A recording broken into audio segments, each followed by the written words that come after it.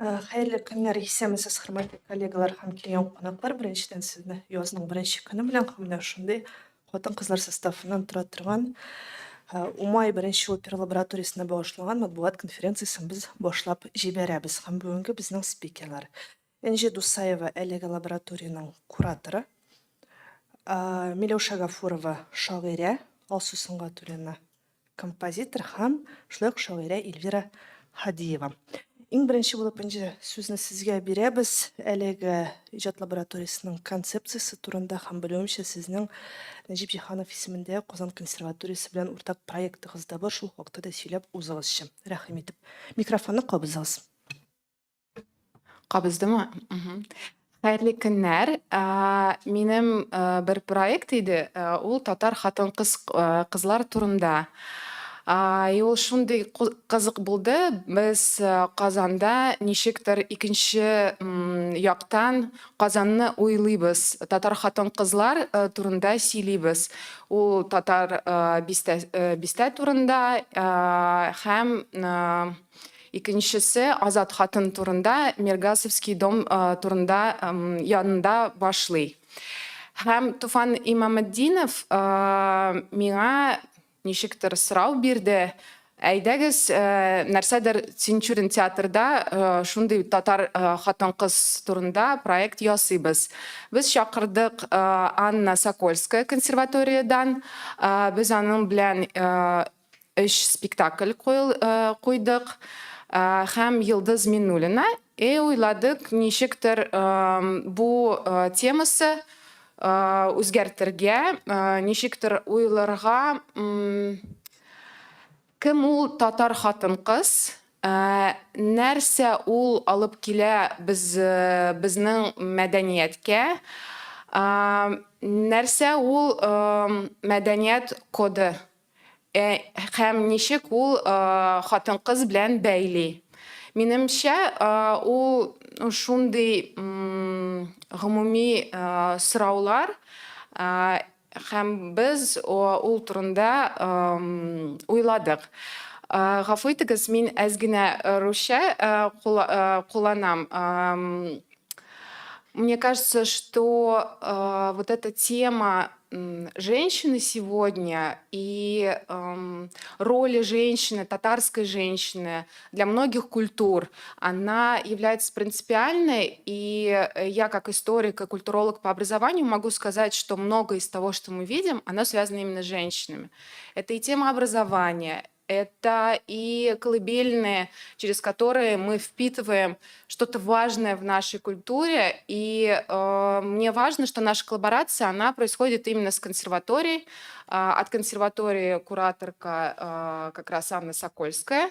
Вот. И мы планируем сделать это таким образом, что у нас будет несколько показов. Один показ только с актерами Тинчуринского театра, и следующий показ как раз со студентами Казанской государственной консерватории.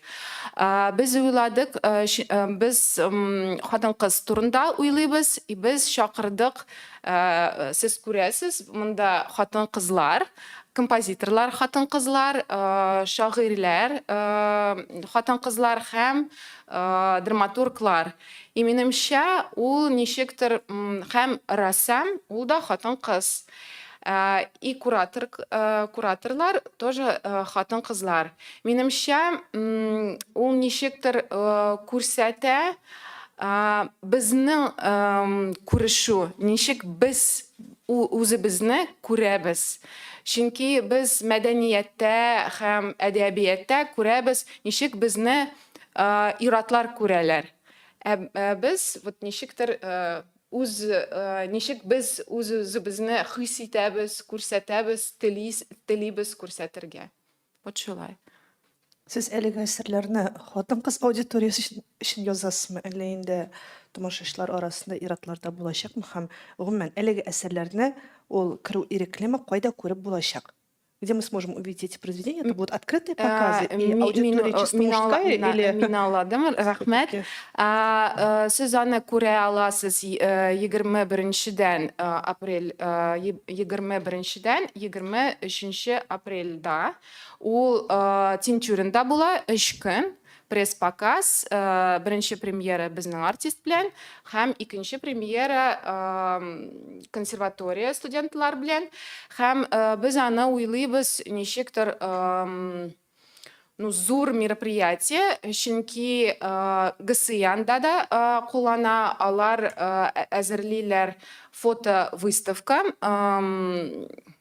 тарихи фотография белән, һәм безгә төрле спикерлар киләләр Казанга, феминизм турында, тарих турында сөйләргә. Ул ничектер театраль лаборатория түгел, вот не только оперная территория, не только оперная лаборатория була, ул ниндидер зур мероприятие шәһәрдә була. Чөнки минемчә хәзер театр ул бит бинада ябык түгел, ул дөньяда ул ачык тормышка. И шуңа күрә без төрле коллаборацияны ясыйбыз. Вот вы сказали, что будут специально приглашенные гости из Москвы. Есть уже какие-то открытые известные имена хедлайнеров? Ну, то есть из тех, вот, кто будет читать лекции. Мин бер исем әйтәм, ул Нурия Фатыхова, без аның белән эшләдек китапханәдә. Башкалар вот уйлыйбыз, Әле чакырасыз. чакырабыз.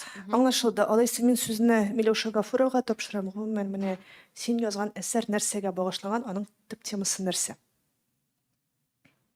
Без 3 төркемдә эшлибез һәм ул гомумән опера 3 кисәктән торачак. Һәрбер төркем берәшәр кисәкне яза.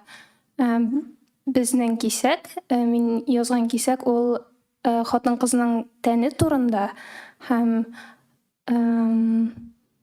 хатын-кызның үз тәненә үзе хуҗа булмау турында һәм җәмгыятьнең шушы тән аша, шушы тәнне кабул итүе аша, аны ничек күрүе һәм ничек күрергә теләве аша аңа ниндидер яңа табулар, бурычлар һәм таләпләр кую турында. Миләүшә, башка кисәкләр нәрсә хакында? Синеке хатын-кыз тәне турында булса, башка ике кисәге кайсы темаларга багышланган? Гомумән опера ул җәмгыятьнең хатын-кыздан нәрсә көтүе турында, ничек күрүе, элек булган табулар, хәзергә хәтлек сакланып калган табулар турында һәм ул безнең шушыннан көлергә маташуыбыз, шушыңа юмор белән карарга, аны ничектер, менә көлке аша кабул итәргә тырышуыбыз һәм безнең фикеребезчә шуннан соң аңа карау җиңеләячәк һәм ул безнең өчен шул хәтлек табу, җитди, ниндидер кискен тема булудан туктаячак һәм без бу турыда иркенрәк сөйләшә алачакбыз һәм безгә мөгаен хатын-кызларга, ирләргә менә шундый ниндидер конфронтация ул юкка чыгачак һәм ниндидер безнең өчен, менә татар җәмгыятендә, Казанда, Татарстанда ул җиңелрәк ситуациягә әйләнәчәк. Рәхмәт. Алсу, сүз сезгә. Гомумән әлеге проектка ничек килеп эләктегез һәм сайлап алу турлары булган диделәр. Аны узу өчен нәрсә эшләргә кирәк булды? Хәерле көн. Шул бу проектка без эләктек конкурс буенча. Шулай таныш кешеләрдән күргән идем һәм социаль интернетта күргән идем шундый менә проект башлана дип. Һәм без анда студентлар да, көчле композиторлар менә шулай үз әсәрләрне биреп, заявка биреп, конкурс буенча менә безне алганнар. Мин үзем симфоникда әсәрләрне күрсәткән идем, җырларны да, үз иҗат буенча нинди фикерләрем бар икән күрсәткән идем. Һәм менә бу нинди проект башта белмәгән идем. ул аннары гына аңлашылган иде һәм бәлки барыбер яңа проект ул иҗат кешегә үсеш. Анда ничек әйтергә, что-то близко, что-то не очень. То есть, возможно, вне рамки проекта я бы, может быть, не писала на эти тексты, вот, откровенно говоря. Но раз я попала в этот проект, значит, я должна найти ключик к пониманию и творчески найти, как же решить это все. Поэтому я стараюсь максимально как бы найти свое место в этом проекте. И действительно, там было 3 текста, и каждый композитор, он, наверное, наиболее подходящий, близко к тексту, начал вот свою работу. Поэтому я очень надеюсь, что этот проект, он экспериментальный, но все-таки, вы знаете, чтобы пойти дальше, надо заглянуть в прошлое, даже под сомнение поставить какие-то те вещи, которые мы воспринимаем как аксиомы. Вот. Потому что сейчас даже, вот, может быть, не в рамках этой пресс-конференции, мне хотелось сказать, что вот фильм «Исянмесис» для меня это было вот что-то, вот, когда мы вот пошли тоже друзьями знакомы, «Исянмесис» для меня, думаю, что это? Вот, то есть... То есть вас это настолько поразило, этот фильм? Поразило, Или да. в хорошем смысле или наоборот? Противоречивые были и плюсы, и минусы, ну что это? Вот. И, возможно, этот проект тоже будет в чем-то, простите меня, что это? Вот. Но смысл в этом есть. А подскажите, пожалуйста, Алсо, вот я ведь правильно понимаю, что каждая опера состоит из 3 частей. Каждую часть пишет, ну вот такая небольшая коллаборация авторов. Вы непосредственно с кем работаете, получается, из драматургов и поэтесс? И анда үч кеше инде була. Һәм мин менә булачак Миләүшә Гафурова белән һәм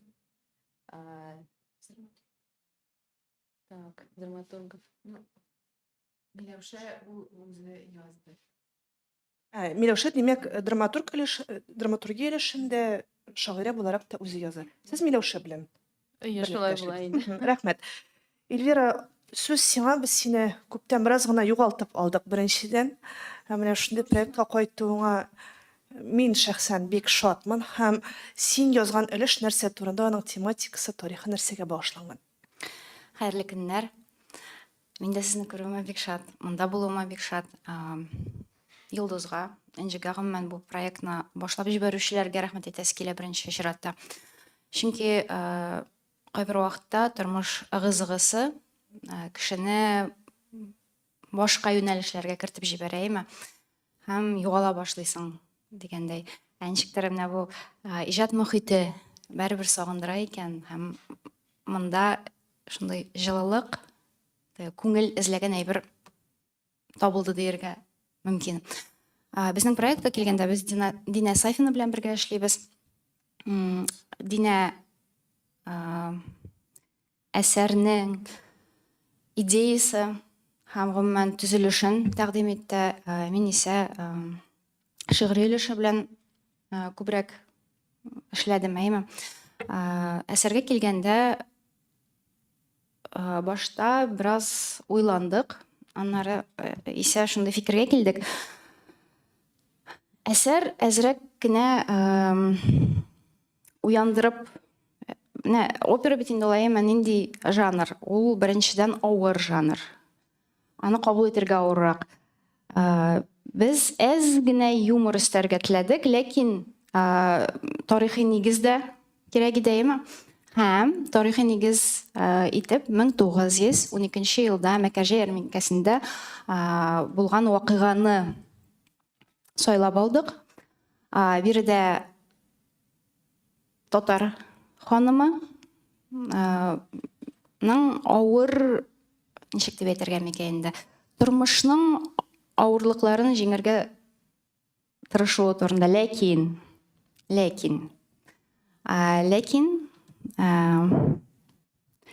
татар ханымы турында гына түгел. Монда әле җәмәгатьчелек активистлар да бар, һәм алар билгеле бу коткару өчен үз кулларын алалар. Менә коткарылдылармы, коткардылармы, коткармадылармы? Бу сорауга җавапны инде тамашачы бирергә тиештер. Геройлар, тарихи шәхесләр, вакыйга чынлыкта булган вакыйга һәм тамашачыны да кызыксындырыр дип өметләнәбез. Хәтта шунда өстәп әйтәсем килә, бу ханымны гына коткару түгел, ханымның кызын да коткарудыр мөгаен, чөнки аның кызы монда шулай ук бик мөһим урынны тотып тора торган каһарман, һәм ул инде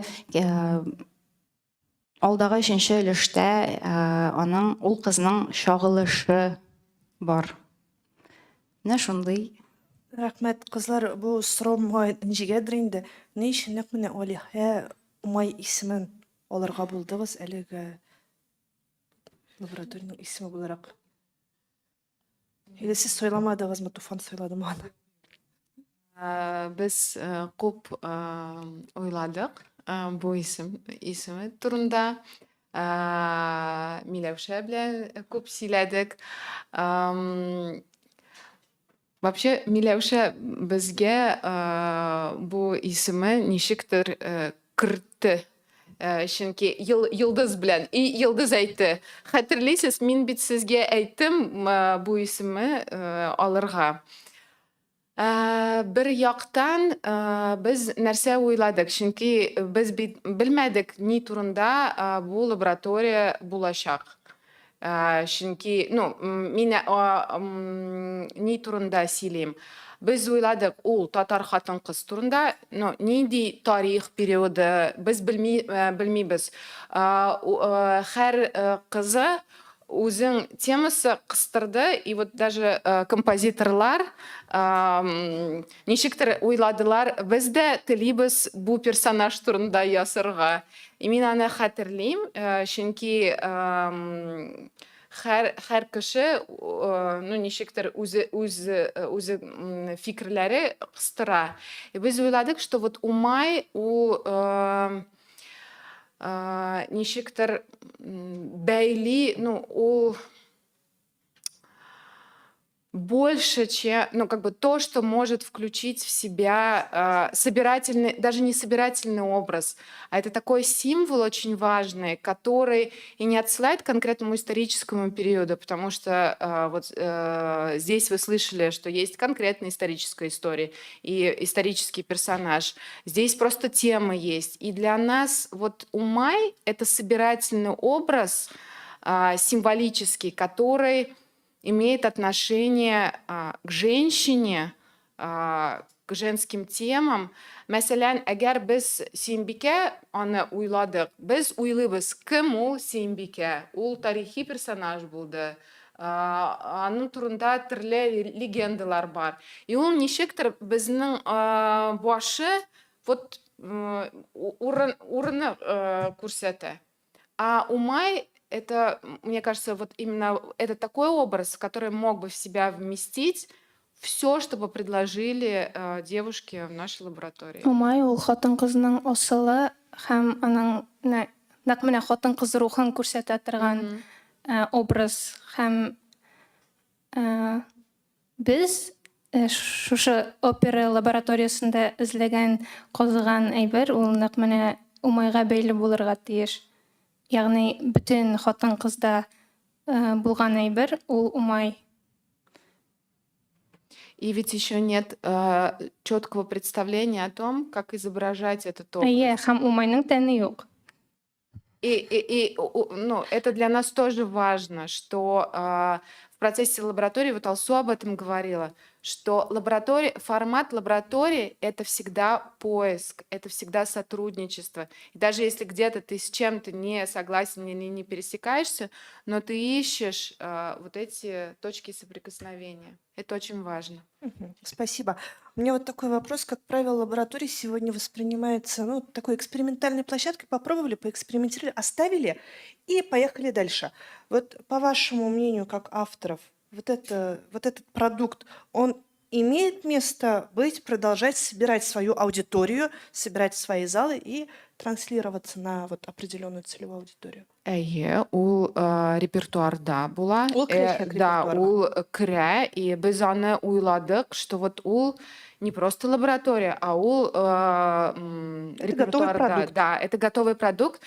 Һәм без смена белән тоже сөйләштек, и алар бездән сорыйлар аны Альметьевска алып килергә.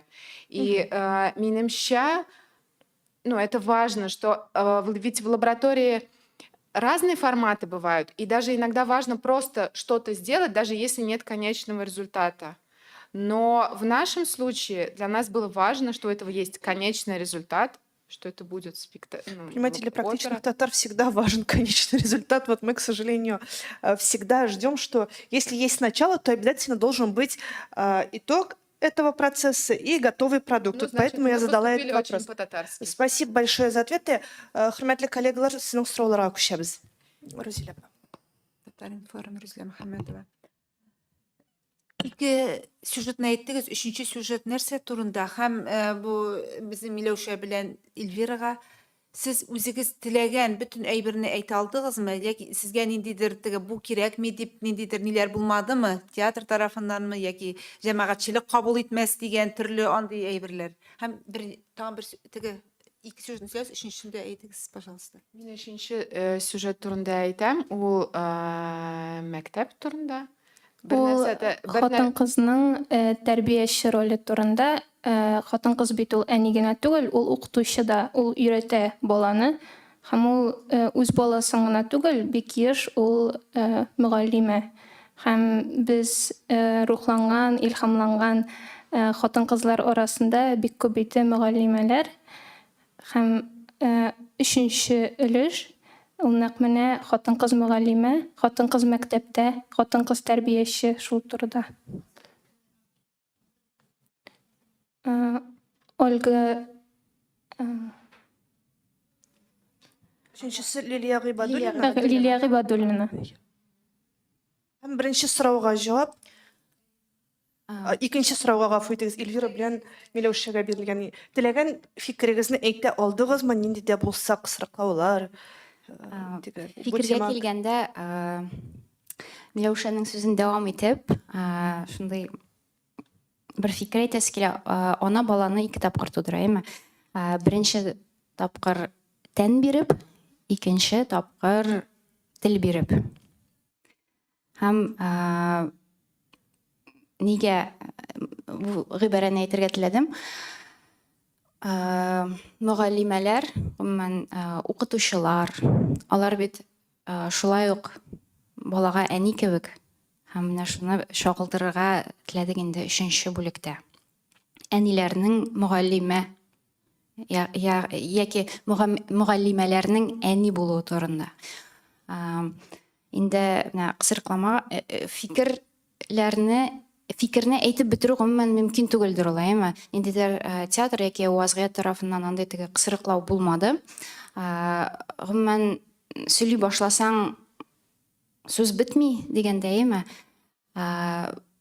Бу теманы бәребер әле дәвам итү мөмкинчелеге бардыр. Ул дәвам итәсе килә, әйтеп бетермәгән сүзләр бар кебек, ничектер теге башка яктан чагылдыру теләге. Бу бар тик теге рухи эзләнү кебек. Нәрсә генә әйтсәң дә тагын өстәп әйтәсе килә дигәндәй. Рәхмәт. Миләүшә, синең сүз. Тема ягыннан шикләү булмады. Безнең шикләү вакыт ягыннан иде. Опера ул бик кыска булырга тиеш аның тексты, һәм безгә бик үзебезне менә бик кысырга туры килде. Һәм мин үземнең теманы аңа килгәндә мин аны тулысынча үзем теләгәнчә үк ачып бетерә алмадым, чөнки миңа җитмәде. Мин әгәр, бәлки тулы бер опера язсам, ул җитер иде. Шушы бер өлеш өчен Ул әз генә булды миңа. Менә шунда гына чикләү. Анда ой, гафу итегез каршын. Анда бит әле шундый мәсьәлә, менә хатын-кыз дигәндә, кем ничек күз аллый. Без дөресен әйткәндә, татар хатын-кызы дигәндә, кемне күз алдына китерәбез, мәсәлән, сез. Ничектер башта беренче ике атнасы мөгаен, бәлки беренче 3 атнадыр, без эзләндек. Мин мәсәлән, таныш белешләремнән сорадым, әйеме. Татар ир-атларыннан сорадым, кем ул сезнең өчен татар хатын-кызы дип. Чит милләт ир-атларына да шушы сорау белән мөрәҗәгать иттем, әйеме. Һәм аларның бөтенесендә ничектер шундый җаваплары, дөресен әйткәндә, җаваплары узын, ләкин бик нык анык түгел иде. Анык җавап бирә алмадылар. Нигә? Чөнки бер сүз белән генә чагылдырып булмыйдыр ул мөгаен татар хатын-кызын. Менә монда да шундый ук мәсьәлә. Әгәр дә хатын-кыз турындагы мен яза башласаң, анда бер опера гына түгел, анда еллар буе язсаң да бетә торган түгел. Менә шул. Тагын сораулар. Ярыймы тагын? Ярыймы? Бер аңлавымча, хәзер сезнең бер үк операны, бер үк язылганны театр артистлары бер җырлый, и опера консерватория икенче тапкыр, ике состав була һәм ике төрле. Театрда аны киләчәктә театр артистлары уйнаячак, ә консерватория бер тапкыр гына җырлап калачак. Һәм Әлмәткә барган очракта да сез театр составы белән чыгачаксыз. Хөрмәтле коллегалар, тагын сораулар. Бер кем дә сорамаган. Алсу, театр артистлары театрда син теләгән кадәр дәрәҗәдә җиттеме җырчы артистлар? Театр синең музыканы җырлап бетерә алдымы? Син канәгатьме? Театрның музыкаль ягыннан. Менә ул катлаулы булды инде. Әле без бит язабыз, все в проекте. Һәм без уйлыйбыз, ничек безгә язарга, чөнки ул артистлар да җырларга тиеш. Һәм, конечно же, приходится немножко работать, что-то упрощать, вот, искать возможности, чтобы не только профессионалы, но и артисты могли это исполнить. То есть вот в этом творческая задача. И уступки, с одной стороны, с другой стороны, это на творческую работу тоже влияет. Мин әйтәм, опера ул бит төрле була. Опера бит ул, вот опера, театр оперы балета, түгел, что хәзер төрле форматлар бар. И мне кажется, это тоже вызов вообще для всех. И кызлар вот әйтмәделәр, но композиторлар тоже кыстарталар и әйтәләр: "О, это либретто, как бы только на час, а не на 20 минут". И вот этот момент, когда то, что у тебя внутри, то, что звучит в голове у композитора, то, что могут спеть актеры Тинчуринского театра, вот ничек аны бәйләргә, и минемчә ул иң кызык әйбер. Ничек хатын-кызлар вот нәрсәдер шундый уйлыйлар и эшлиләр. Кызлар, сез бер-берегезгә карашып шундый көлешеп утырасыз, вы чего-то не договариваете нам. Видимо, процесс связки происходит очень интересно. Бер гаилә кебек, минемчә, вот хәзер. Дөресен әйткәндә, беләсең ничек булды ул? Менә атнага бер тапкыр, ике тапкыр кайбер вакытта инҗе безне җыядыр, әйме. Тәмле иттереп, чын татарча чәй ясыйдыр, әйме. Без башта утырып хәл-әхвәл сораша идек. Аннарысын үзара фикер алышу башлыйдыр, әйме. Фикер алышадыр, кайбер вакытта хәтта шундый чын татар хатын-кызлары кебек нык әйтәдер үз фикеребезне, әйме. Ләкин соңын ахырда инҗе безне шулай йомшатып, бер-беребезгә бәйләп, ничектер шулай уртак фикер әйтеп, өметләндереп җибәрәдер. Ничектер шулайрак булып чыкты бу. Чын татарча. Рәхмәт, Рузилә. Миләүшә, син хатын-кыз тәне турында дисең. Ну, кемдә булса чишенәчәкме соң анда? Чөнки белүемчә, Туфан сәхнәдә хатын-кызны чишендерүгә каршы да булган инде ул. Мин ремаркада язган идем, анда ваннада ята дип башта хатын-кыз. Белмим, ул керер микән? Ну, режиссер ничек хәл итә инде. Текстта андый нәрсә юк. Ну, анда ул хатын-кызның тууыннан ук башлана. Ә без ялангач булып туабыз.